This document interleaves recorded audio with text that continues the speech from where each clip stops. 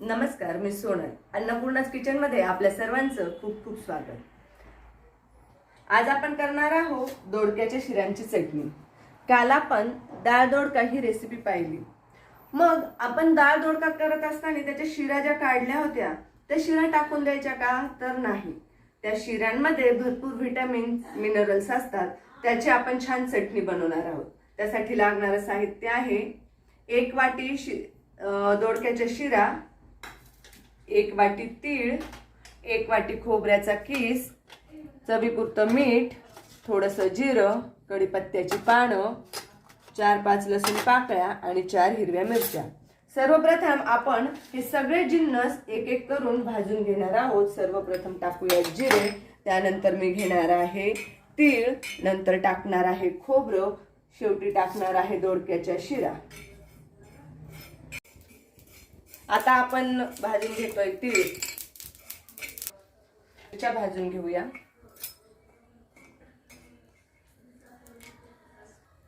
मिरच्या आपल्या छान भाजून झालेल्या आहे. आता यानंतर घेऊया खोबऱ्याचा किस. छान खरपूस भाजून घ्यायचा आहे.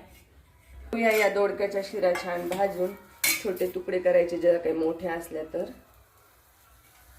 हे बघा, आपल्या दोडक्याच्या शिरा छान परतून झाल्या आहे. यामध्ये मी अगदी 2 थेंब तेलाचा वापर केला आहे छान खरपूस त्या भाजून घेण्यासाठी. हे आपण ताटामध्ये छान काढून घेऊया. आता हे सगळं साहित्य आपण खलबत्त्यात टाकून छान कुटून घेणार आहोत.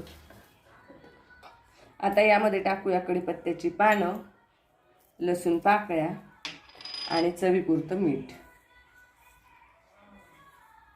याला आता आपण छान कुटून घेणार आहोत.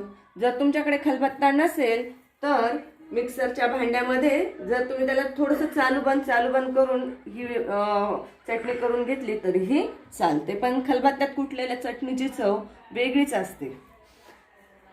आपली ही दोडक्याची चटणी बनवून तयार आहे. बघू शकतात, तिळामुळे आणि खोबऱ्यामुळे याला अगदी छान टेक्स्चर, चव भन्नाट आलेली आहे.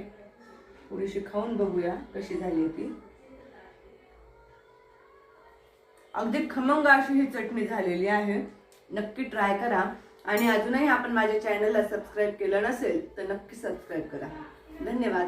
परत भेटू एका छानशा नवीन रेसिपीसहित. धन्यवाद.